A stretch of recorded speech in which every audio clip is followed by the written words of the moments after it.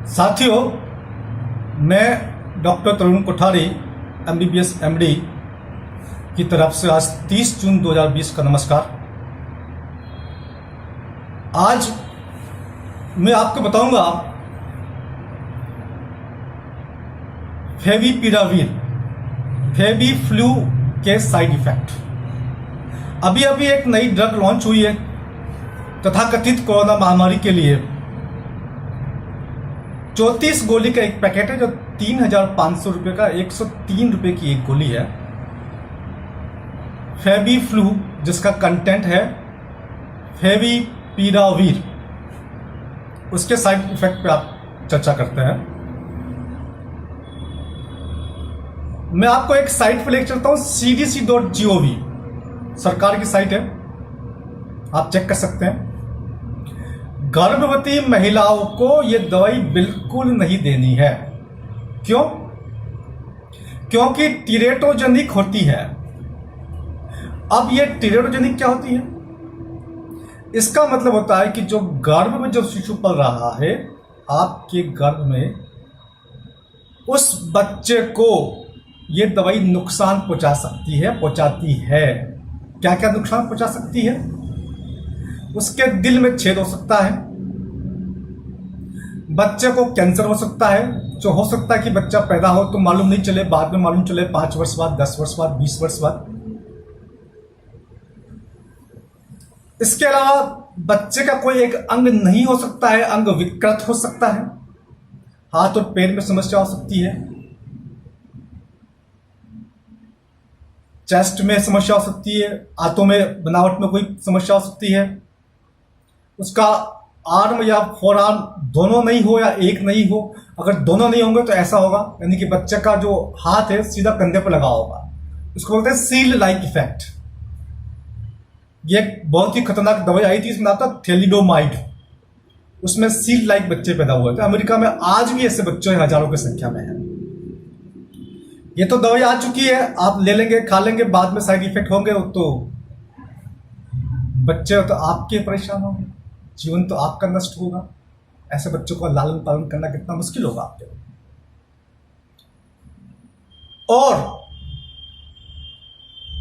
दूसरी लाइन वाली लिखी हुई है कि डिस्ट्रीब्यूटेड इन स्पर्म। अगर आप ये सोच रहे हैं कि महिलाओं को नहीं दे, पुरुष को दे दे, तो लिखा हुआ है डिस्ट्रीब्यूटेड इन स्पर्म, यानी कि आपके शुक्राणु में आ सकती है, आपके वीर्य में आ सकती है।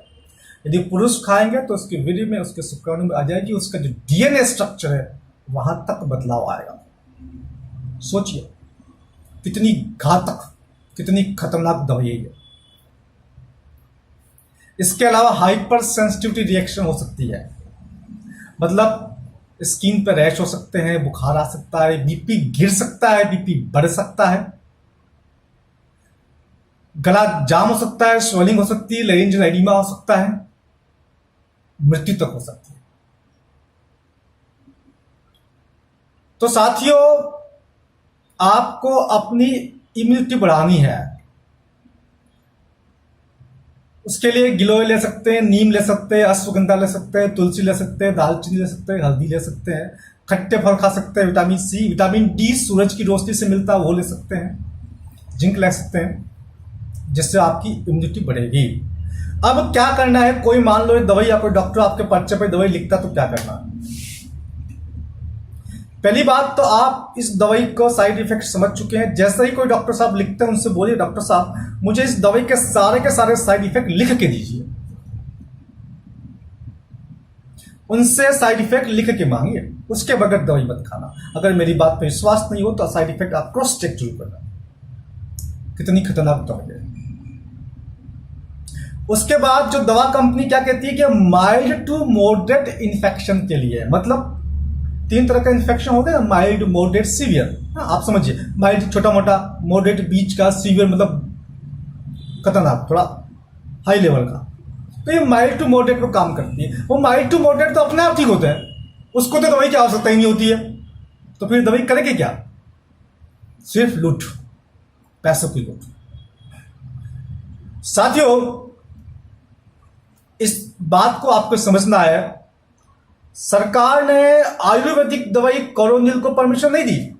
लेकिन एलोपैथिक दवाई को परमिशन दी है, वो भी यहां लिखा हुआ है एक्सीलरेटेड इंप्रूव्ड, यानी कि तुरंत इसको इंप्रूवमेंट कर दिया गया है, तुरंत ही अप्रूव कर दिया गया है, क्योंकि इमरजेंसी यूज के लिए।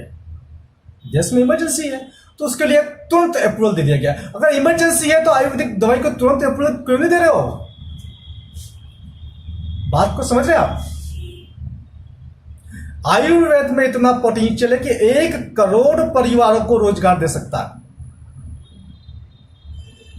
अरे हम भारत को अपने देश की मान्यताओं के आधार पर खड़ा करेंगे या बिल गेट्स की मान्यताओं के आधार पर खड़ा करेंगे?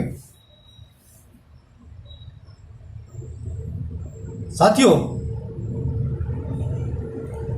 हम सब लोगों को मिलकर के देश के प्रधानमंत्री जी को, देश के कैबिनेट को, राज्यों के मुख्यमंत्री जी को और उनकी कैबिनेट को यह बात समझानी है कि एक साधारण बीमारी के लिए आप जो ये कॉलर ट्यून लगा रखी है, आपने जो सैनिटाइजर का बात कर रखी है, ये जो सोशल डिस्टेंसिंग, लॉकडाउन, अनलॉक, इसकी किसी की आवश्यकता नहीं है।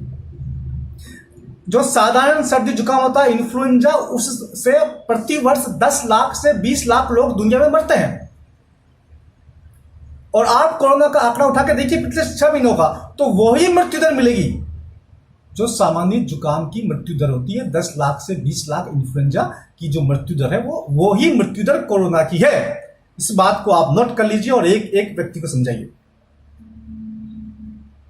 हमारा देश बर्बादी की तरफ जा रहा है, चूंकि मैं देख नहीं सकता, चिंतित हूं, इसलिए बार बार प्रयास करता हूं आप लोगों को जगाने का और आपके माध्यम से भारत की जनता को जगाने का।